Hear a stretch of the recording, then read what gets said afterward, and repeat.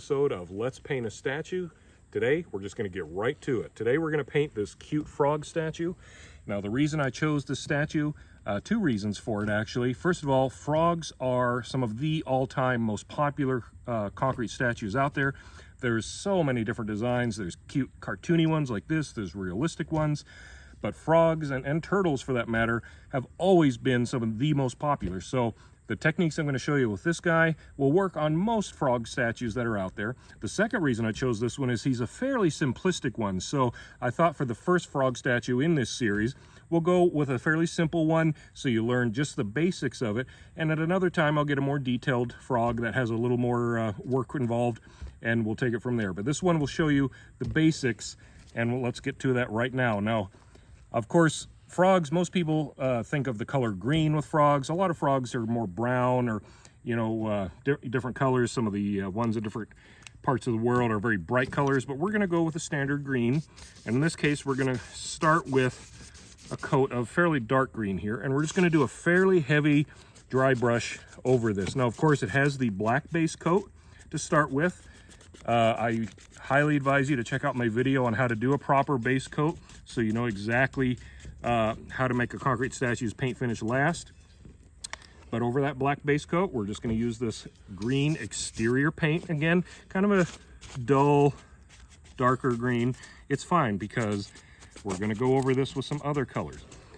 And again, not being very particular, we're just getting most of it green, letting some of that black base coat show through. And I'll get on the back here. There's a fairly smooth piece, not a lot of detail, so I'm going to kind of smush in the paint there with that sponging technique as well. But that's really about it at this point. So now what we need to do is give this a couple minutes to dry, and then we'll be on to step 2. So we'll be right back. And we're back. The great thing about using these dry brush techniques is the coats will dry literally within minutes. So now that we have the dark green on, we're going to go over with a lighter coat of a lighter bright green. In this case, it is called apple green. It's an outdoor paint from DecoArt, it's called. I picked these up at my local Hobby Lobby, and they've been working great, so I'm very happy with it. But here we go. Now in this case, I didn't even wash my brush. It's still got the dark green on it. I don't care if it blends a little. We're just going to get a little bit of this brighter green, and we're going to really kind of blend it in here. And then we're just going to kind of go over this guy. I'm not too worried about the tummy of him, and you'll see why in a moment, but we're going to get the rest of his body. We're just going to go all over. Again, we want some of that dark green to show through, but we definitely want this lighter green to be the more visible color now. And it's going to stand out automatically because it's brighter. But you see how it gives it a nice kind of textured two-tone look. That's what we're going for here. Now, of course, you can go extra heavy with this lighter green if you want, make it really bright. But this is a color technique that I use with a darker green and a lighter green on most of my frogs and a lot of the turtles too, as far as their skin. Again, a lot of these, it's not about making them look realistic. It's making them look good for the yard. And most people, when they think of frogs and when they think of turtles, they think of green flesh. So most of the time I will do this, but as we'll see in the future, there are exceptions to that. All right, so that looks pretty good. Again, I am not too worried about the belly, but that's the next step. So let's give this one more minute and we'll be back. And we're back. Now we're gonna do the belly area.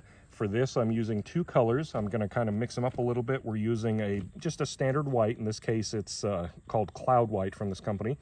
And then I'm using kind of a bright yellowish orange. It's called Marigold. And here's what I do. It's mostly going to be white here. So I want to get this white. And as you see, I'm using a smaller brush now.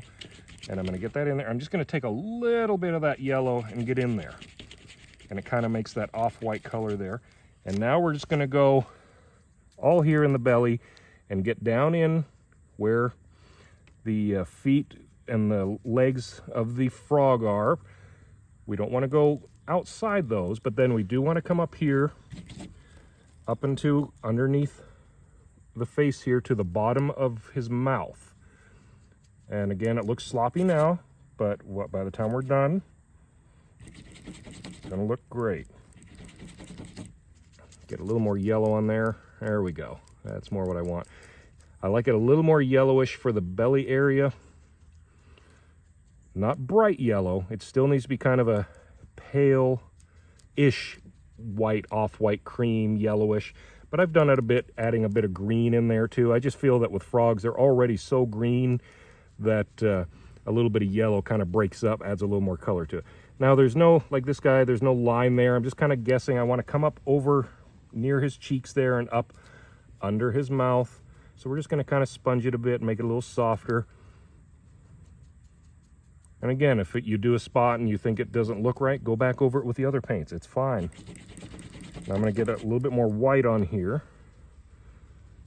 Touch up under here. Very simple, as you see. I don't fill in where the mouth is. I let the natural color of the black that shows through from the base coat stay there. And we just kind of sponge that in a little bit. Now, that's fine the way it is, but if I wanted to, I could get a little bit more of this yellowish color and make the belly pop a little more. Just kind of go in the center and bring out a little more color. Again, optional. You don't have to do that. Get a bit more white here and kind of blend that in a bit more. Part of the fun with this painting like this is just experimenting and learning how the different colors will blend. Maybe we want to bring that up a little bit more under here. It doesn't matter. We can go ahead and try it. Again, you can paint 30 of these with the same colors and have every one slightly different. It's really up to you what you want to do with them.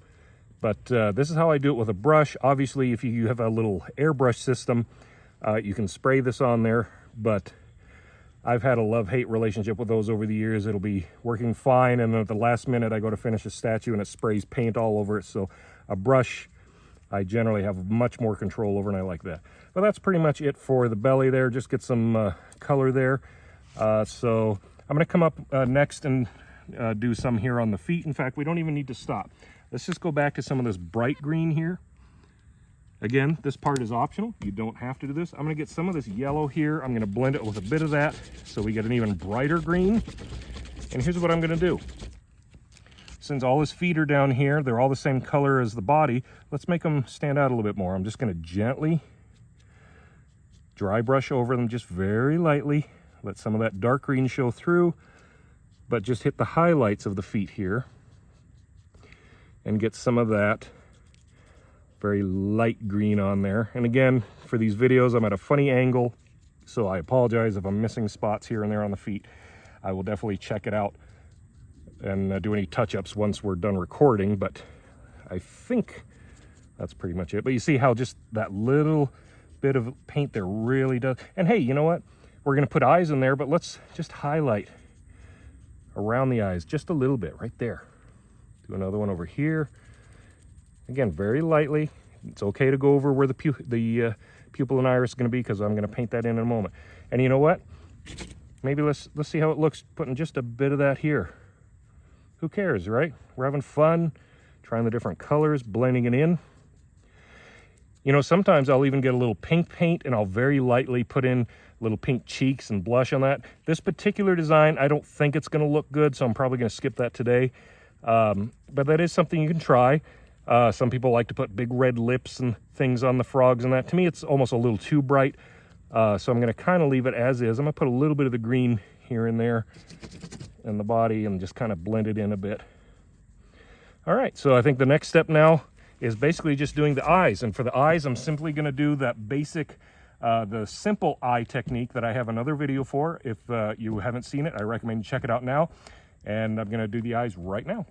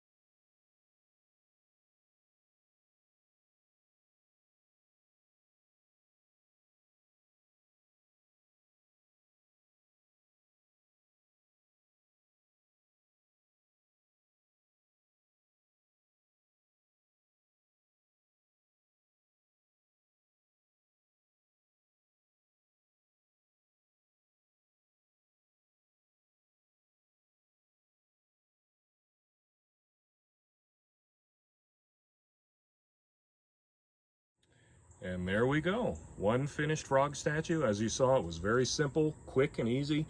Not an issue at all to get these frogs looking beautiful with just a little bit of paint and a little bit of effort. And this technique that I showed you for this particular frog will work on pretty much every frog statue out there. Again, there's tons of them out there. Use your imagination, try some different colors. I certainly will be showing you some different frogs in the future. But for now, I hope you enjoyed this video. And until next time, happy painting.